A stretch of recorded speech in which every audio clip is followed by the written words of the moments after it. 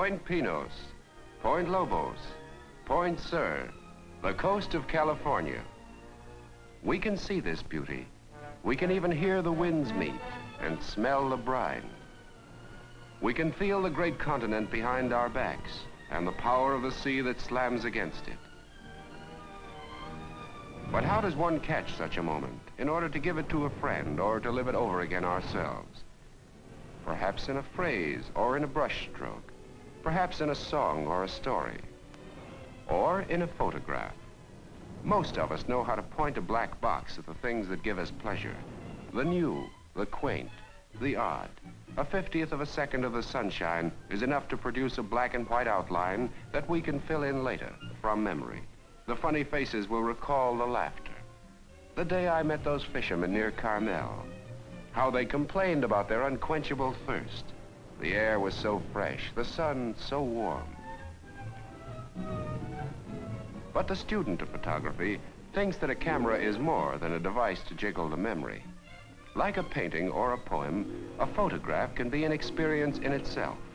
It can be the end to which the artist uses the beauty he finds about him. Here on the Pacific Coast, such an artist lives and works. To study photography with Edward Weston is an opportunity to learn a little about art itself. His house is simple. Where it is more important to Weston than what it is. For he uses it mainly as a headquarters for his frequent trips through the countryside. He explored Illinois that way in his childhood, and now California. When he lives in a place, it belongs to him. He feels rich, though he owns nothing but his tools, his personal effects, and his cats. They say a man's character is reflected in the animals he loves. Gentle, delicate, amusing, cats are creatures that cherish privacy. They're quiet and curious, completely domesticated, yet not quite tame. Certainly, cats are always at home in Weston's home, in its ordered simplicity, in its uncluttered comfort. Here are the signs of a personality that's distilled out of a full, rich experience. The things around Weston's rooms are all fragments of what he's seen and felt and known. The beauty to be found in nature. Mexico. Friends. He seems to like simple, uncomplicated things that most of us can understand and like. Down the coast 300 miles in Hollywood, they have a contraption that can wash a car in 3 minutes. In Europe, people say that this is America. Weston likes it. He thinks it's fun, but he doesn't think it's America. Machines and gadgets are convenient, he believes, but they cannot do our living for us. He won't let himself be used by them. He tends to weigh their value against what he has to give for them in terms of freedom or self-respect. The student who came to learn photography may be surprised to find herself talking philosophy, but Weston believes that his photographs must reflect what he thinks about the world around him. For instance, many of his fellow Americans consider Los Angeles a city of glamour. Weston lived here once, but now he only comes into town for an occasional visit. His personal inclination is toward nature and the outdoors, toward the good earth that's pleasant to the eye even when it's working as a factory to produce man's food. He sees dignity and strength and beauty in the long rows of a giant California farm. He doesn't believe that man must scar the face of nature to use her wealth.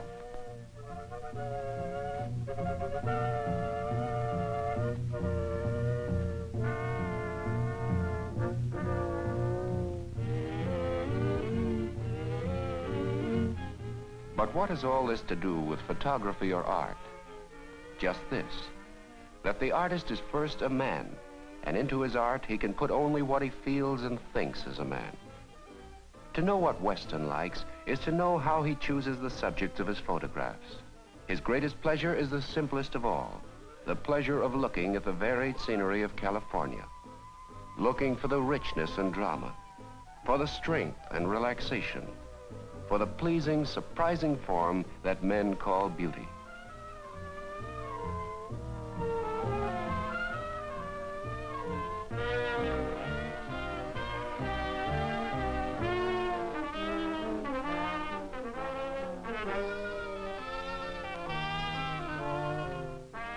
Weston often climbs up into the Sierra Nevadas on photographic trips. His most important tool is not his camera, but his eye. For the artist is first of all a selector. He's a man who can search energetically and patiently, who has the integrity to search for what pleases him, not for what he thinks will please others.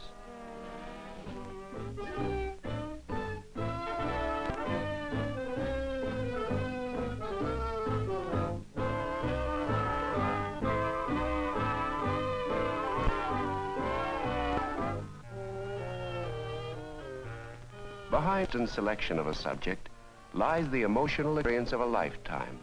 He's long since found out where to look. Just what aspects of this scene he can transfer to a piece of paper inches by 10 depends finally on what his tools can do.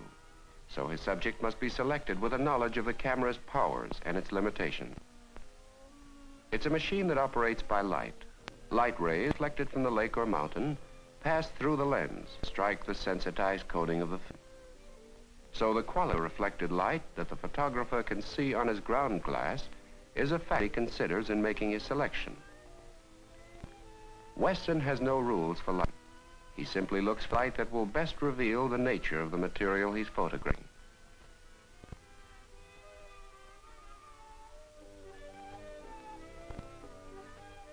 He still uses an old-fashioned view camera because it enables him to observe the most minute details of the scene before him.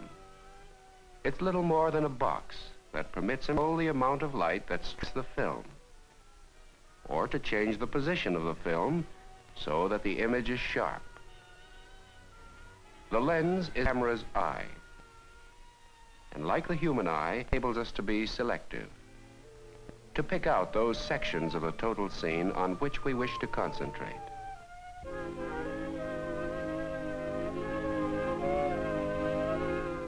And what are those sections? The ones that please us. Why does this form interest the artist, or that one? No one knows, not even the artist. The forms, the lines, the shapes that affect Weston's feelings often reappear in pictures of widely different subject matter. The reasons why we like things are often buried deep below our conscious minds, stemming perhaps from some long-forgotten experience in our childhood, or answering a need that we ourselves do not know we have. That's why, in looking at Weston's photographs, it's often interesting to forget what they're about, to ask not, what is this a picture of, but what does this shape remind me of? How does it make me feel? For Weston is not only telling us what a particular rock or a flower or a bird looks like, but also what it means to him. If we do not catch his feeling, most of his message is lost. For his photographs, like all art, communicate both thought and feeling.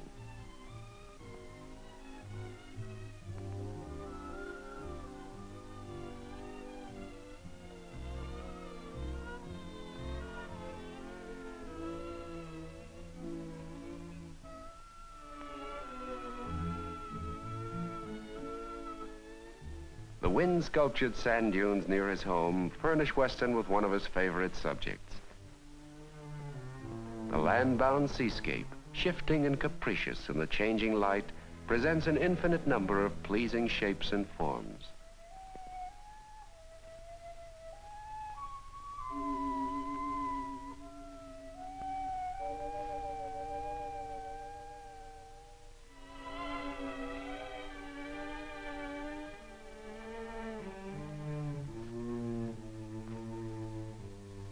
The problem is to photograph sand. Sand that seems to flow, yet is gritty if we touch it. Sand that's soft and warm and clean. Sand that's yielding, though made of the material of rock. We have a camera to control the light. We have the light itself, illuminating and throwing shadows. Because Weston does not trim his pictures or enlarge them, this is the moment of final selection. What instant to catch and make permanent? What particular section should fill our space? There is no object here to hold our interest. In the artist's approach to photography, there are no rules of composition. Because each picture presents its own special problem, He can use no shortcuts, no formulas. The answer must be worked out on the ground glass each time, all over again. But how do we know when we've solved it? Can't there be more than one answer? Perhaps.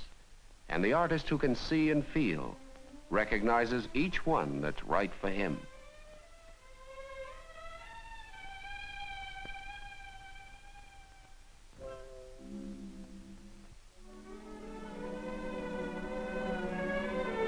The state of California is larger than present-day Germany and Belgium combined. Weston has been in most of its corners, looking, liking, and photographing. Even in Death Valley, dreaded for its fatal heat and dryness, Weston has found a rich, productive treasure, the material of art.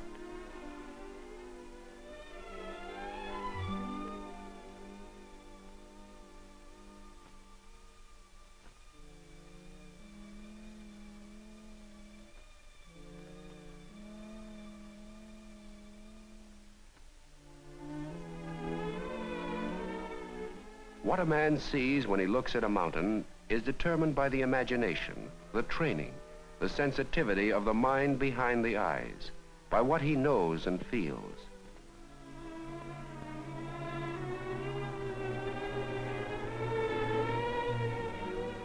Like other experienced photographers, Weston does not trust his eyes when it comes to judging light intensity.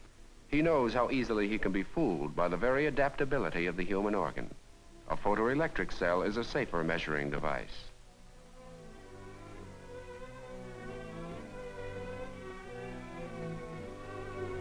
This business of seeing is a strange phenomenon.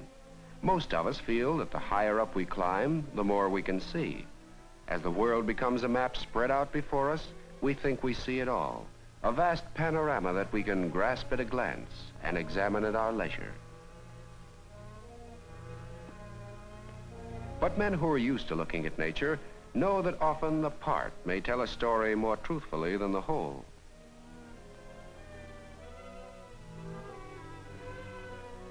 A range of hills that awes us by its rugged grandeur might seem dull and insignificant if photographed from a distant peak. Meaning often depends on one's point of view.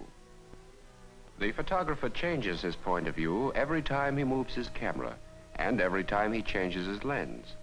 For his lens determines the size of the field that's recorded on his film.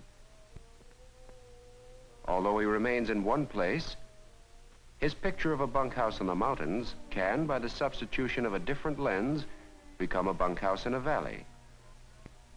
And further, without moving the camera, a bunkhouse by the road, or simply a bunkhouse. Weston likes to work in the ruins of the abandoned mining towns scattered through the West. The broken forms, the door frames bereft of doors, even the weather-worn surfaces of the stone have meaning for him. But the different distances of the objects from the camera raise problems of focus. The foreground is sharp, the doorway is fuzzy.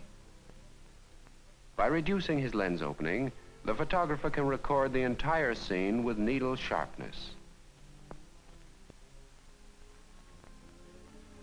And by inserting a filter, he can change the light values, making the sky appear darker and the columns brighter.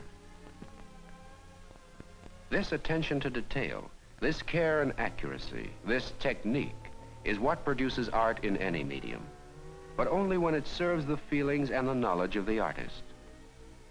That is the hardest part of an apprenticeship to art, to open the gates around our hearts so that we can feel freely, to clean up the clutter of our minds so that we can think clearly. No teacher, no master can tell us what to look for in the world around us, nor how to evaluate what we find. They can encourage our patience, our inquisitiveness, our right to have our own feelings and our own ideas, but we must do our own work.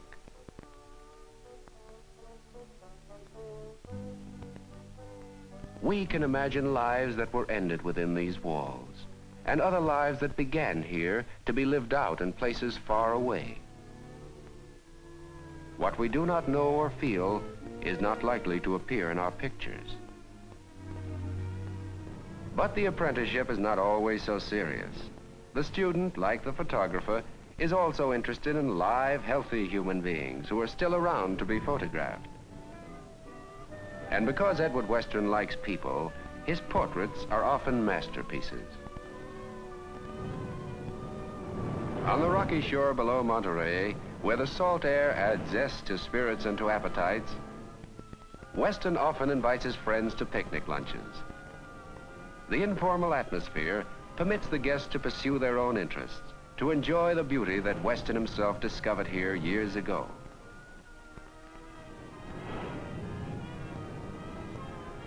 His own understanding of people, his personal affection for them, in due course find their way onto his negatives.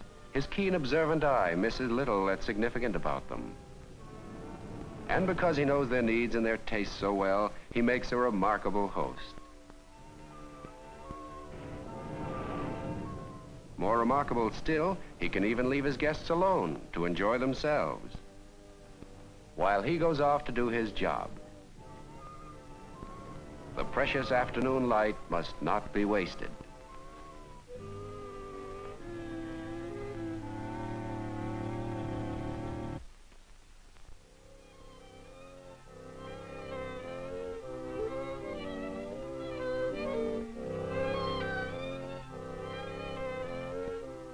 Now that we know how he works, we can appreciate what goes into Weston's creative process.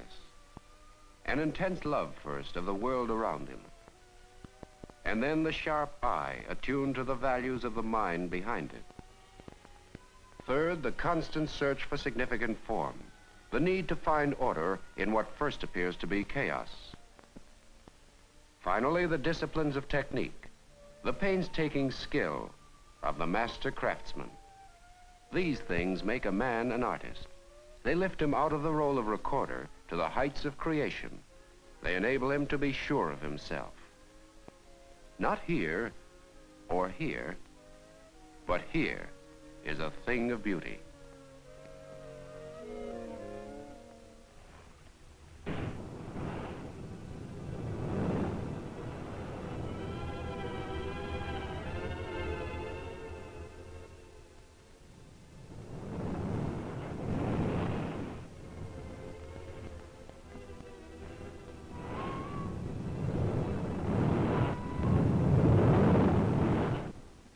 Let's leave the ocean and its grimmer moods for the pleasure of shelter and warmth. If Weston goes reluctantly, it's because he also likes the sterner aspects of the sea. He's often taken advantage of this cold gray light to reveal details of nature that are sometimes distorted by bright sunshine.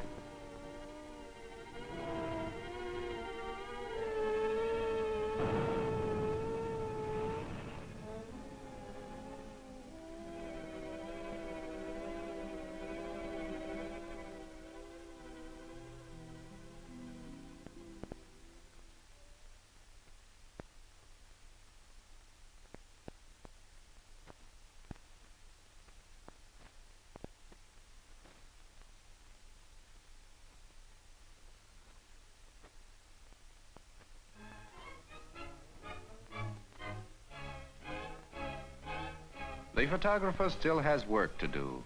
Unprinted negatives have the attraction and drama of buried treasure.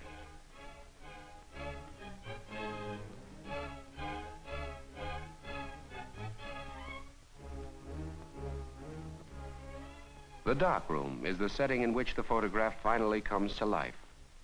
This workshop is as simple as it can be. Most amateur photographers can boast of more gadgets and machines than can be found here. Like the cameras Weston uses, there isn't a device in this room that was unknown to technicians 50 years ago. He's merely learned to use the simple equipment with infinite skill.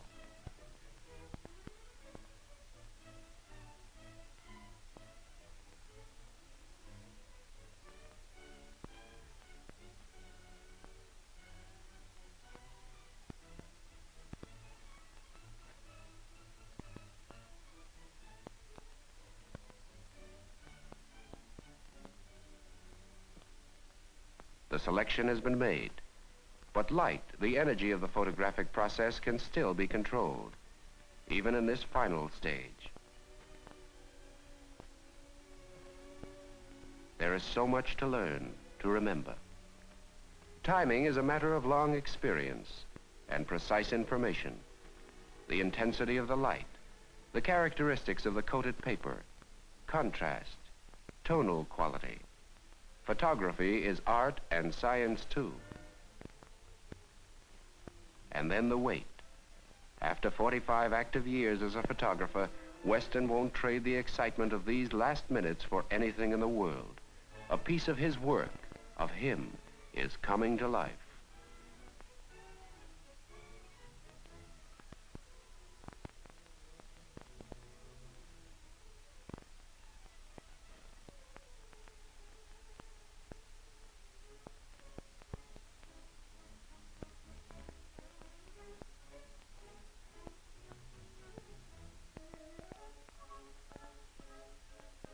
It will do.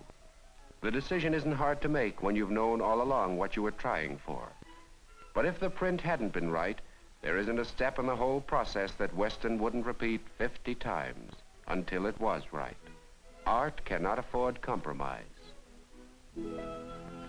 Weston is only one of a distinguished line of artists who have used the camera as a creative tool. The French painter Daguerre was the first, nearly 100 years ago. He and his followers rarely strayed from the subject matter and style of contemporary painting. Weston loves to talk about these pioneers of his craft.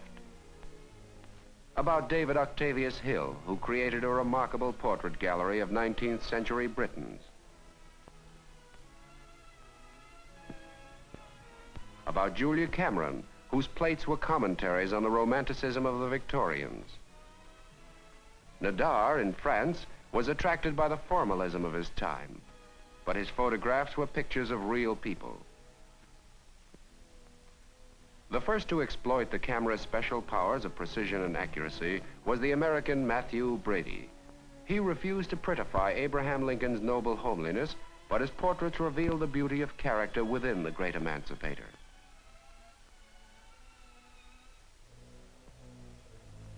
Brady carried his thirst for realism to war.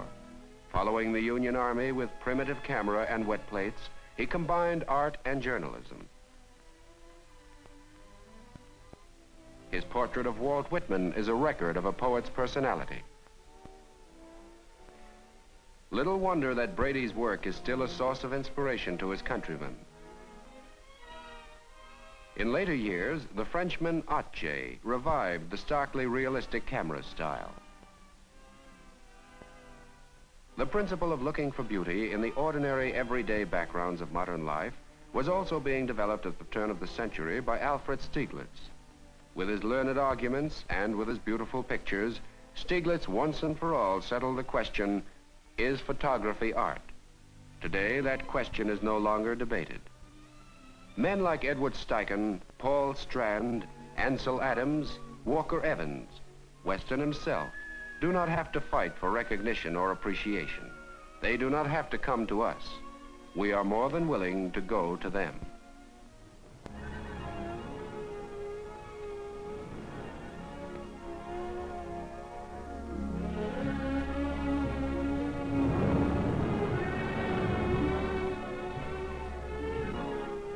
This is the Pacific coast of America. And this is an American artist who can reveal his country's beauty in a language that all men can understand. Like the rock, he is native to these shores.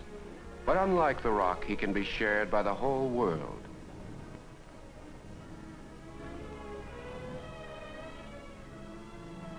Weston is a fortunate man. He can give the world something he loves. He can give it America.